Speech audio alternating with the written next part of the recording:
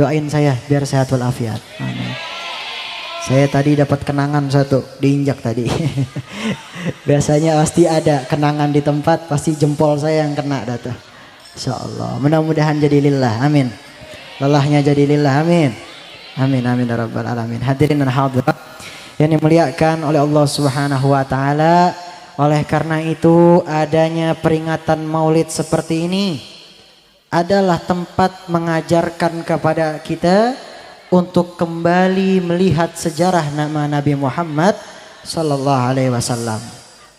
Coba kita mengkaji bersama. Di saat zaman sekarang anak-anak muda, anak-anak kecil, anak-anak muda, anak remaja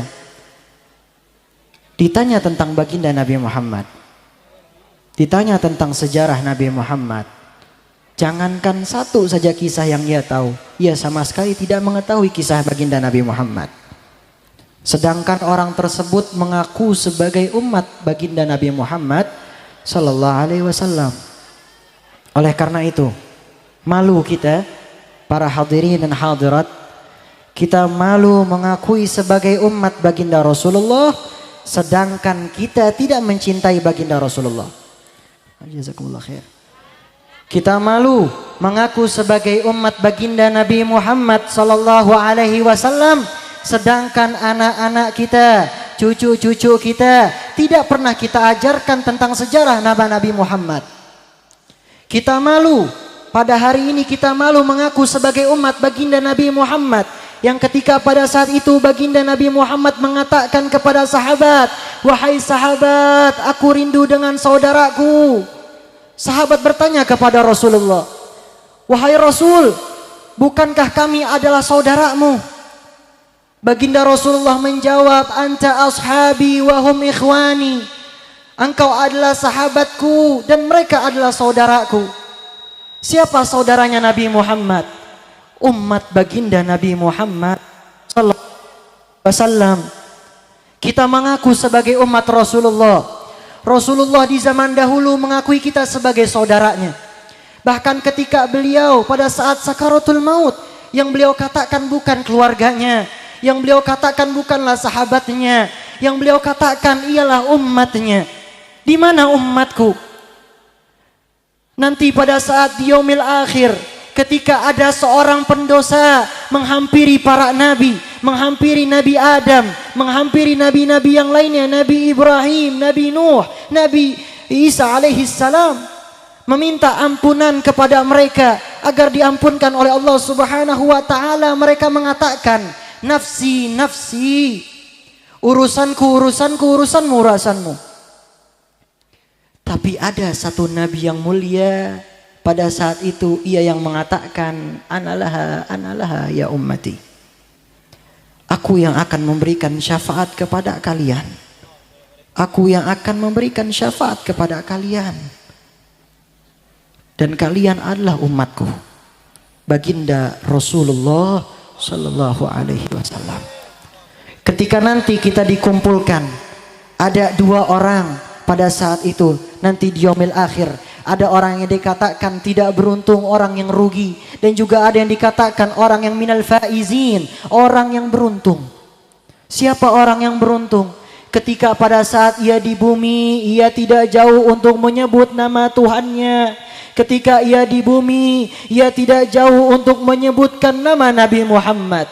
Ala bidzikrillahi tatma'innul qulub. Dengan berzikir, mengingat namanya, menyebut namanya, menyebut nama Allah Subhanahu wa taala, hati kita menjadi tenang. Salafuna saleh, orang-orang soleh, orang-orang tua kita di zaman dahulu, kenapa hidup mereka selalu berkah? Kenapa hidup mereka selalu tenang? Mereka tidak jauh untuk menyebut nama Allah. Mereka tidak jauh untuk menyebut nama Nabi Muhammad. Maka Allah Subhanahu wa taala tadi berfirman, "Ala bidzikrillahi tatma'innul qulub." Ketika kita berzikir mengingat akan namanya, hati kita menjadi tenang. Bahkan Allah mengatakan di dalam hadis qudsinya, "Ana 'inda dhanni 'abdi bi." Ini saking baiknya Allah sama kita. Kita seorang pendosa, Allah mengatakan ini dalam hadis qudsinya, "Ana 'inda dhanni 'abdi bi." Aku tergantung dengan prasangka hambaku kepadaku, kata Allah. Wa ana ma'ahu idza dzakarani, dan aku bersamanya apabila ia mengingat akan diriku.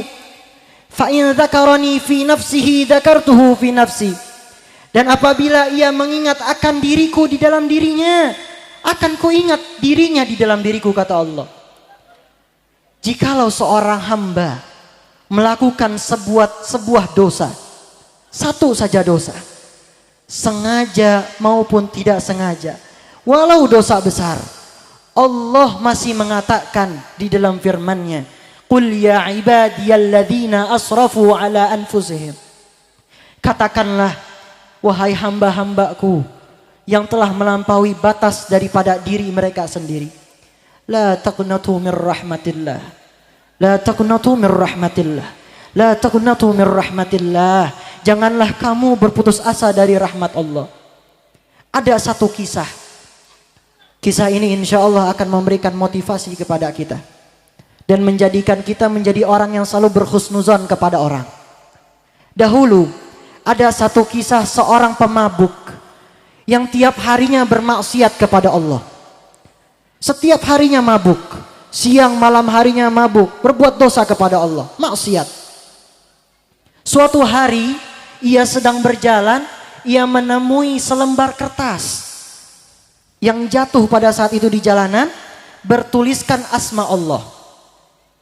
Contohnya misalkan Bismillahirrahmanirrahim atau Allahu Akbar dan seterusnya. Seorang pemabuk ini memiliki rasa ta'zim yang luar biasa, hormat kepada asma Allah tersebut. Pemabuk ini ambil, dibawa ke rumahnya, ditaruh di atas lemarinya sebagai rasa penghormatan. Dan pada malam hari itu juga ia dimimpikan tentang keadaan ehwal surga dan neraka.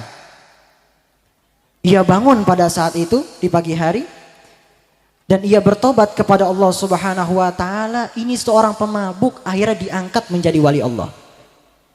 Pemabuk pada saat itu tiba-tiba diangkat derajatnya di sisi Allah menjadi seorang wali Allah. Aulia, orang yang dekat dengan Allah Subhanahu wa taala. Ini seorang pemabuk. Bahkan banyak orang-orang yang selalu bermaksiat kepada Allah, di akhir hayatnya ia bertobat kepada Allah dan ia mati dalam keadaan husnul khatimah.